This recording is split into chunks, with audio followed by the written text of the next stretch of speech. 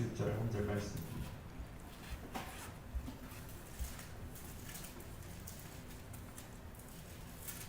요한복음 6장 27절 저와 여러분이 한 목소리로 합독합니다. 같이 읽겠습니다. 썩을 양식을 위하여 일하지 말고 영생하도록 있는 양식을 위하여 하라. 이 양식은 인자가 너희에게 주리니 인자는 아버지 하나님께서 빚으신 자니라. 아멘. 6월의 성품은 안정의 성품입니다. 안정. 한번 따라합시다. 안정. 안정의 성품은요, 반대말이 걱정, 염려입니다. 오늘 그래서 설교 제목을 이렇게 한번 달아봤습니다. 우리 함께 한 목소리로 읽어보겠습니다. 시작. 영원한 반석 위에 새 사랑의 기초를 둡시다. 아멘. 사랑하는 성도 여러분, 새로운 한 달의 문을 여는 이 복된 새벽에 주님의 은혜가 여러분의 삶 속에, 기도의 자리에 가득하시기를 예수 이름으로 축원합니다. 아멘. 우리는 매달 새로운 계획을 세우고 다짐을 하지만 우리가 살아가는 세상이 늘 불안정하고 예측 불가능합니다. 마치 많은 사람들이 주식을 투자해가지고 막 오르는 게 좋아가 하지만 갑자기 떨어져서 막 불안한 것처럼 세상도 우리가 예측할 수가 없어요. 이러한 세상 속에서 성도가 반드시 가져야 될 영적 성품이 있다면 그것은 바로 안정, 시큐리티라고 그러죠. 안정감. 사람에게는 두 가지 욕구가 채워져야 된다고 합니다. 상담하는 학자들이. 첫 번째는 이 안정감이라는 거예요. 내가 안전하다. 내 삶이 계속 유지될 수 있다. 건강이 계속 유지될 수 있다. 이런 안정감. 두 번째는 생식의 욕구죠. 그런데 이 두 가지 욕구 중에 이 안정감이 채워지지 않으면 삶을 살 수 없다는 거예요. 사랑하는 성도 여러분, 오늘 우리가 가슴에 새길 이 안정이라는 성품은 성경을 통해서 우리가 알 수 있는 것은 오늘 영생하도록 있는 양식을 위해 일하라 했는데 우리 인생을 영원한 것에 두라 했는데 마찬가지로 안정이라는 성품 한번 따라할까요? 사라지거나 무너지지 않는 것에 삶의 중심을 두는 것. 뗏목을 타고 내려가고 있는데 앞에 폭포가 보이는 거예요. 그럼 어떻게 됩니까? 뗏목에서 밖으로 나가야 되는 거죠. 뗏목이 흘러가니까. 그런데 뗏목이 있는 사람이 우왕좌왕하면서 그 안에 뗏목 위에 있는 것에 밧줄을 묶고 그 안에 있는 짐에 내 몸을 묶어 놓으면 됩니까? 안 됩니까? 안 되죠. 같이 떠내려가는데 어디에 묶어야 됩니까? 저 건너편에 육지에 있는 나무에 묶어야지 살 수가 있는 거죠. 무슨 말입니까? 잠깐 있다가 흘러 떠내려가는 것을 우리의 삶의 중심을 두면요, 같이 떠내려가 버려요. 그러나 영원한 하나님께 우리 인생의 목적을 두면요, 무태 있는 나무에 밧줄을 묶어가지고 내 몸을 묶으면요, 떠내려가지 않고 사는 것처럼 우리가 영원히 사라지지 않을 것에 우리의 중심을 두는 게 이 염려 많은 세상 가운데 안정감을 누릴 수 있는 비결이라는 거예요. 또 안정이라는 뜻이 무슨 뜻이냐 보니까 하나님께서 결코 우리를 떠나거나 버리지 않을 것을 믿고 하나님께 드린 모든 헌신과 수고가 하늘에서 영원한 상급이 될 것이다. 이걸 확신하고 주님을 위해서, 몸된 교회를 위해서, 하나님 나라를 위해서 헌신하는 게 이 안정이라는 두 번째 뜻입니다. 그러기에 저와 여러분이 이 세상 가운데 우리를 끊임없이 속이는 우리 육신의 정욕과 거짓된 욕망을 부추겨서 우리 지성과 의지와 감성을 마비시키는 이러한 세대 가운데 영원한 것에 여러분의 무게 중심을, 인생의 중심을 두시기를 예수 이름으로 축원합니다. 그래서 로버트 맥크라켄이라는 사람은 이런 이야기를 했어요. 사람들은 자신의 기대에 못 미칠 것을 알면서도 끊임없이 무언가 기댈 것을 찾습니다. 이걸 의지해가지고 별로 소용이 없다는 거 알면서도 그걸 의지한다는 거예요. 영원하지 않은 돈, 명예, 건강에 기댔던 삶의 끝은요, 우리가 세상에 영원하지 않은 것을 붙들고 살면요, 상하고 썩어 문드러진 과일처럼 결국은 나중에 걱정과 불안이 휩싸일 뿐인 것이죠. 참된 영적 안정감은 기만의 욕망으로 가득 찬 옛사람을 벗어버리고 영원한 구원의 근거 되신 예수님께 삶의 중심을 고정할 때만 우리에게 주어집니다. 그러기에 이 아침에 선포되는 말씀을 통해 세상이 흔들 수 없는 참된 안정의 기초를 세워가는 복된 한 달 되시기를 다시 한번 예수님의 이름으로 축원합니다. 그러면 우리가 이 영적 안정을 누리기 위해서 어떻게 됩니까? 앞서 말한 대로 하나님을 의지해야 되는 것이죠. 첫 번째는 따라합시다. 하나님의 분만이 우리 영혼의 가장 안전한 피난처입니다. 우리 영혼의 가장 안전한 피난처입니다. 시편 46편 7절입니다. 같이 읽어보겠습니다. 시작. 만군의 여호와께서 우리와 함께 하시니 야곱의 하나님은 우리의 피난처시로다. 아멘. 우리가 이 영적인 안정감을 누리려면요, 세상에 변하는 것에 여러분 건강도 지나가고요. 어떻습니까? 우리의 결혼생활도 지나갑니다. 자녀가 중요하지만 자녀도 지나갑니다. 영원한 게 아니에요. 그래서 우리가 영적 안정을 누리려면 내 인생의 닷을 영원한 것에 내리고 있는지 이걸 늘 점검해야 되는 거예요. 세상의 물질이나 세상에 우리가 살아가는 삶의 조건은요, 언제든지 사라지거나 바뀔 수 있어요. 그래서 그걸 의지하면요, 늘 불안한 거예요. 이 조건이 사라지면 어떻게 하나. 그래서 사람들이 많이 이 상담을 해보니까 많이 불안해하는 이유가 뭐냐면, 나이가 들면 이제 배우자가 나를 두고 먼저 떠나면 어떨까? 어쩌나? 이것 때문에 불안해한다고요. 불안해하는 여러분 가지수가 수도 없어요. 처음에는 물질 때문에, 또 자녀가 안 된다고 때문에, 나중에는 배우자가 자기를 먼저 떠나면 어떻게? 불안해. 그러나 여러분, 그러한 삶의 조건은 의지하면은 불안해하지만 우리 하나님은 영원히 무너지지 않는 반석이라는 거예요. 할렐루야. 그 주님을 의지할 때 다른 삶의 조건이 바뀌어도요, 주님은 변하지 않기 때문에 우리가 안정감을 누리면서 삶을 헤쳐갈 수 있다는 거예요. 자연계에서 가장 아름다운 그림이 있어요. 앞에 다시 넘겨주세요. 앞장면을. 예.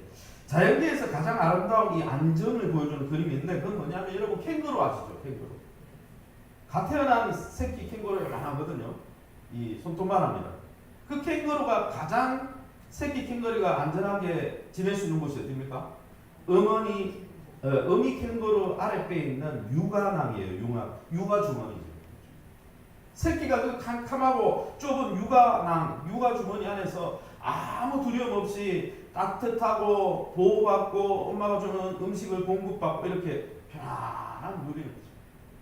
그래서 새끼 캥거루가 밖에 나가 모험을 할 만큼 이제 거대한 성체가 되어가지고 이제 엄마 밖으로 나가잖아요. 유가낭에서. 그런데 이게 이제 성체가 되어도 새끼 캥거루가 위험이 닥치면 언제든지 달려와가지고 엄마 어떻게 합니까? 유가낭 속에 덤벙 들어간다는 거예요. 왜요?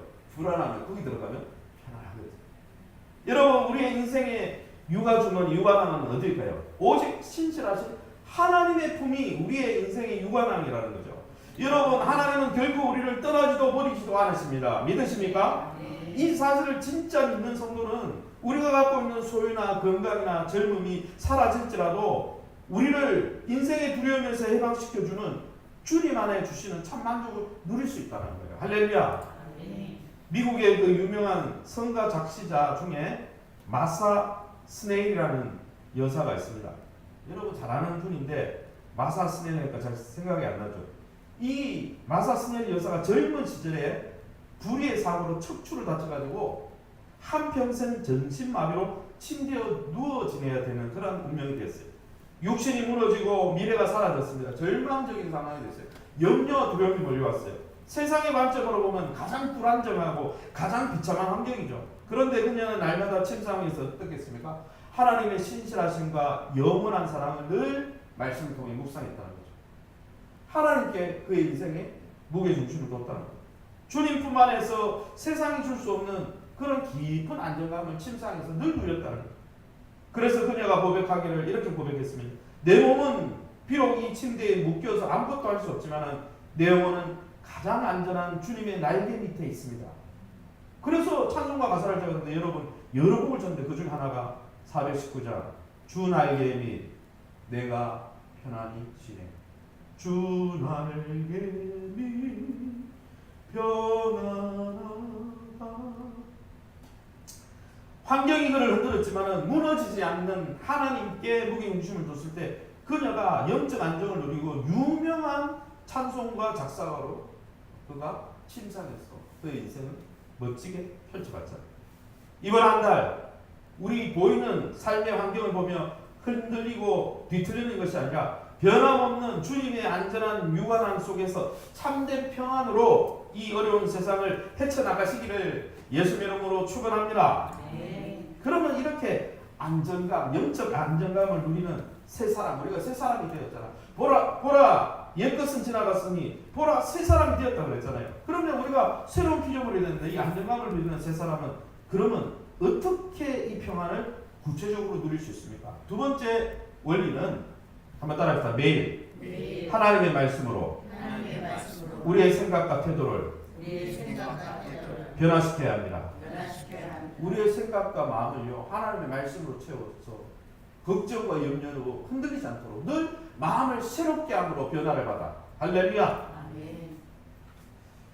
에베소서 4장 22절 24절에 그 비결을 사도 바울이 이렇게 설명하고 있습니다. 우리 함께 읽어봅니다. 시작. 너희는 유혹의 욕심을 따라 썩어져가는 구습을 따르는 옛사람을 벗어버리고 오직 너희의 심령이 새롭게 되어 하나님을 따라 의와 진리 거룩함으로 지으심을 받는 새 사람을 입으라.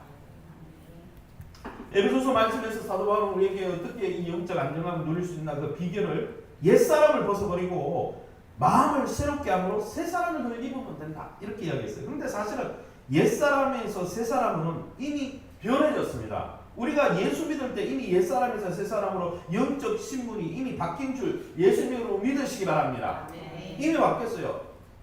그리스도 안에서 새로운 피조물이 돼가지고 이전 것은 지나갔어요. 보라 새 것이 되었습니다. 할렐루야. 아멘. 신분을 변했어요. 이미 신분은 왕자입니다. 신분은 하나님의 백성입니다. 예수님을 주인으로 고백하고 영접했을 때 우리가 부족하지만 그렇게 변화돼요. 그런데 신분은 변했지만은 우리의 마음과 생각과 태도를 새롭게 하는 일은 매일 그렇게 해야 된다는 거예요. 그래서 오늘 성경의 중간 구절에 보면 23절이죠. 오직 너희의 심령이 새롭게 되어. 로마서 12장에도 나오죠. 마음을 새롭게 함으로 변화를 받아. 왜 마음을 새롭게 해야 됩니까? 우리가 왕자의 신분이 됐지만 옛삶에 유혹하죠. 옛삶 거지 같은 옛날에 죄의 종로를 타던 거지 같은 삶이요. 계속 우리를 유혹하고 우리 환경이 조금만 바뀌어도 봐라 하나님 뭐 소용없다. 네가 주인이 돼서 살아라. 이렇게 유혹하잖아요. 그러니 마음과 생각이요. 우리의 육을 입고 있기 때문에 영은 구원받았지만 육을 입고 있기 때문에 육의 영향을 받으니까 매일 마음을 새롭게 해야 되는 거예요. 할렐루야. 그러면 여러분 사단은 끊임없이 우리를 옛 방식에 가두어서 내면을 마비시키고 자꾸 옛삶의 유혹을 통해서 세상의 염려에 빠뜨리는 우리 마음에 자꾸 걱정과 염려를 넣어주면 아멘하고 그걸 받아먹고 아멘하고 그걸 받아먹으면 됩니까? 안 되죠. 여러분 왕자가 됐으면 왕자다운 삶을 살아야지 거지의 삶으로 돌아가면 안 되잖아요. 그러면 여러분 우리가 마음을 새롭게 함으로 변화를 받을 수 있는 유일한 통로가 뭡니까? 한번 따라해봐. 하나님의 말씀과 하나님의 말씀과 성령뿐입니다. 성령뿐입니다. 네, 성령을 달아나면 성령을 받으려면 기도해야 돼요. 따라합시다. 말씀과 기도 외에는 기도에 안정감을 누릴 비결이 없다. 안정감을 누릴 비결이 없다. 많은 성도들이요 누군가를 가르치기 위해서 성경을 봅니다. 저도 그래서 제가 제일 목사가 안 좋은 건 자꾸 가르치려고 말씀을 보다 보니까 내가 하나님 만나려고 봐야 되는데 그래서 저는 부단히 노력하는 게 설교하고 누굴 가르치려고 성경 보는 것보다 하나님 내가 하나님 만나기 위해서 그래서 제가 늘 기도해 주시기 바랍니다. 제가 늘 기도부터 하면 그 이야기에 내가 설교하기 전에 하나님 만날 수 있게 해달라.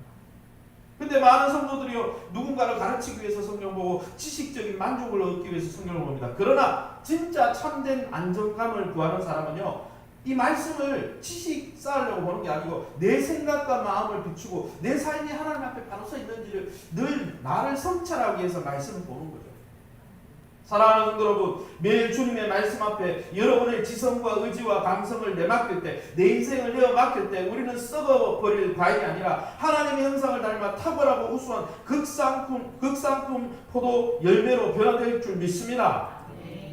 예화 하나만 이야기하고 말씀 정리하겠습니다. 한 유명한 원예학자 교수님이 과수원을 운영하던 자기 제자 청년에게 준 가르침이 있습니다. 이 제자 청년의 과수원에는 겉보기에는 멀쩡한데 속이 썩어 문드러진 과일들이 많았다고 합니다.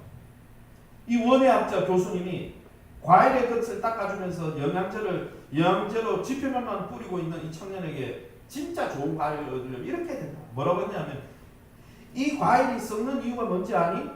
매일 받는 햇빛과 신선한 수분을 뿌리 깊은 곳에서 흡수해야 되는데 이 과일이 심겨진 토양이 오염되어 있어서 그 오염된 토양에서 오염된 것을 빨아들이고 있기 때문에 이 과일이 썩는 거다.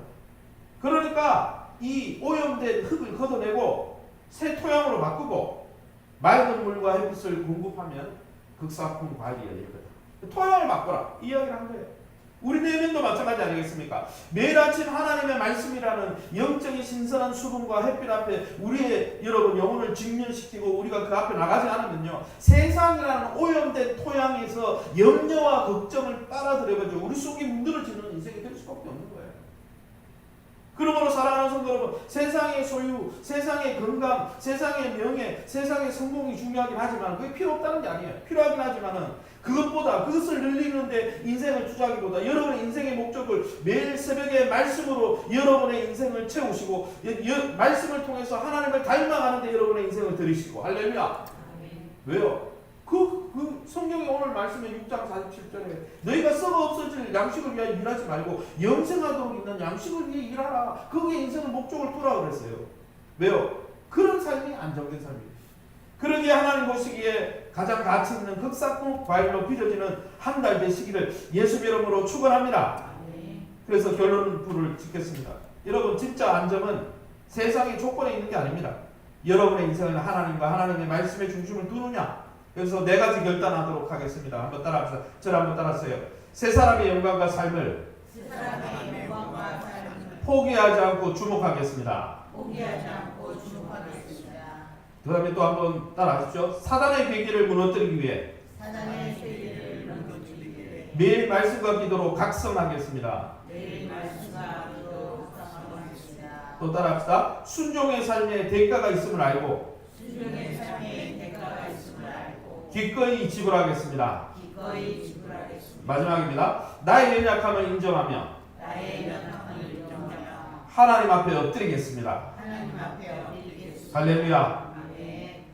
눈앞에 보이는 작은 것에 행복과 인생의 목적을 두지 않고 영원하신 하나님과 그 하나님의 나라의 인생을 목적을 두면서 흔들리지 않는, 많은 것이 흔들리고 있지만 흔들리지 않는 여러분의 인생 되시기를 예수 이름으로 축원합니다.